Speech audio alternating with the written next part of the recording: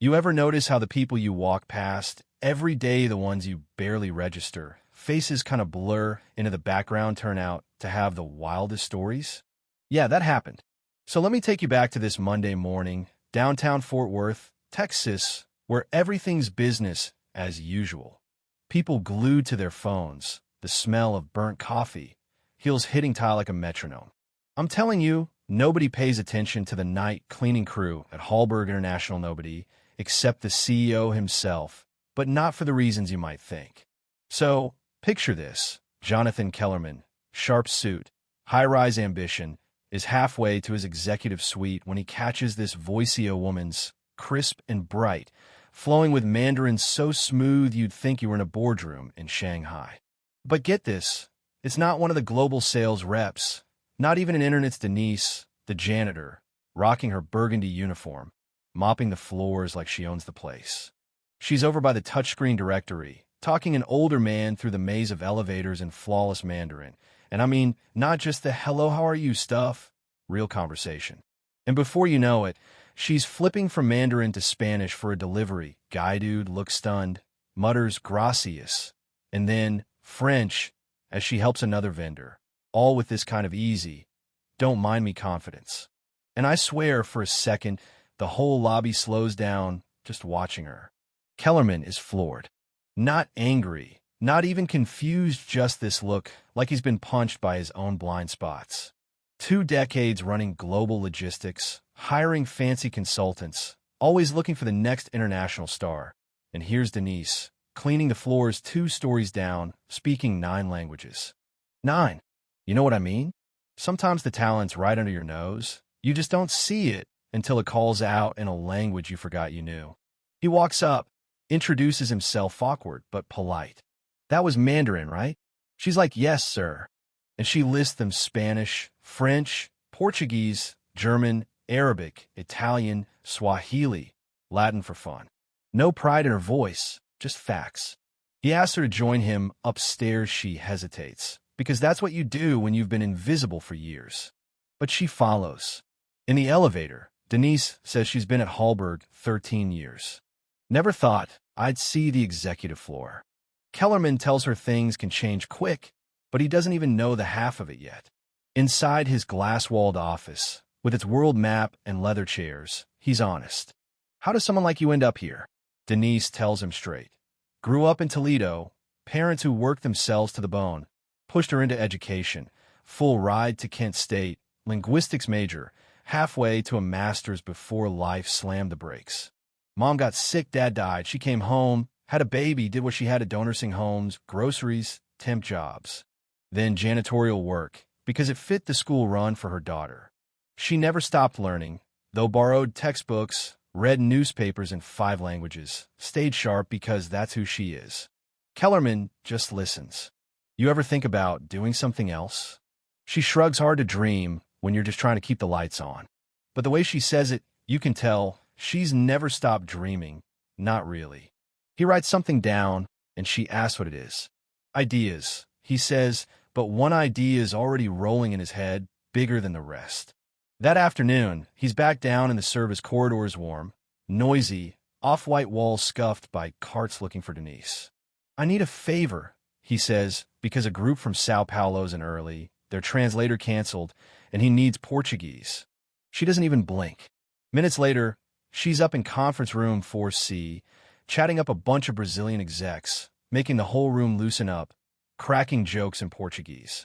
They don't want her to leave. Afterwards, one turns to Kellerman. She's better than anyone we've worked with this year. Where'd you find her? Kellerman just smiles right here. Later, she tells him her daughter's 26, a nurse, stubborn as her mama, put herself through school. For a second, it's just 2 people talking life, not CEO and janitor. Denise clocks back into more floors to mop before her shift ends.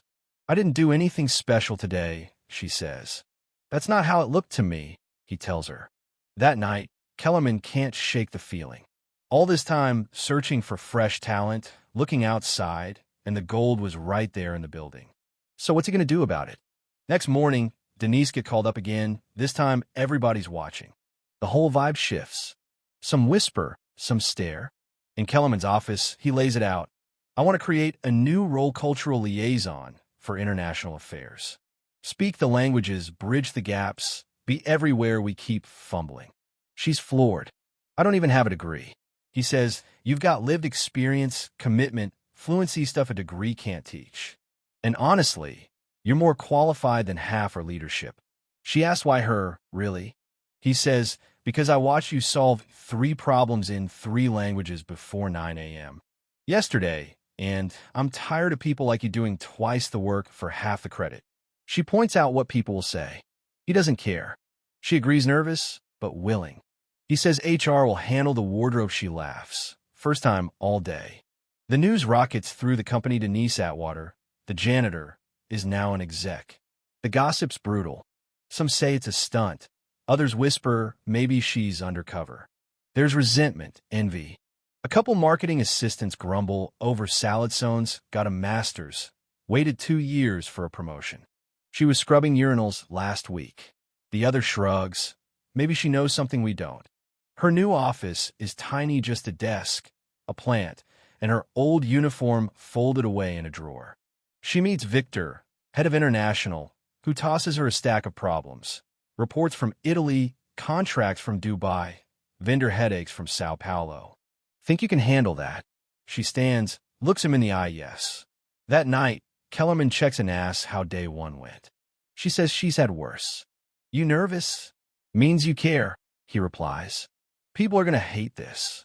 They'll get over it, he says. Or they won't. Either way, we move forward. By the end of the week, her name is on a steel plate outside her office. The company-wide email makes it official she's not a charity case. She's the best for the job, period. And in the work, it shows she fixes old translation errors that cost the company, wins over partners nobody could reach, but never makes it about herself. But you knew there'd be pushback, right? Late Thursday, she's called in by a board member, Eleanor Craig, old school, hard as nails.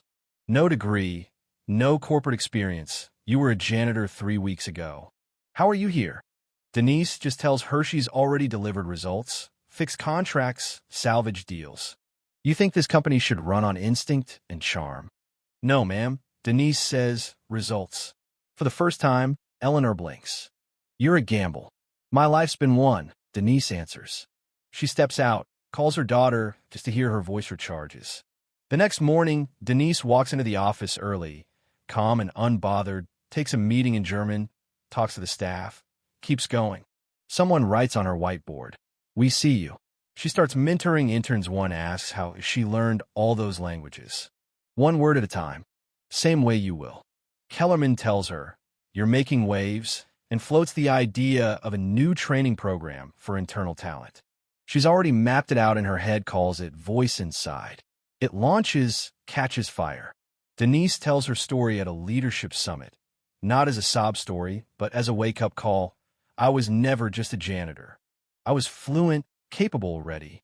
Nobody ever looked long enough to see it. A young man thanks her afterward, says his mom is a housekeeper, speaks 5 languages. Denise tells him, don't ever be ashamed of where you come from.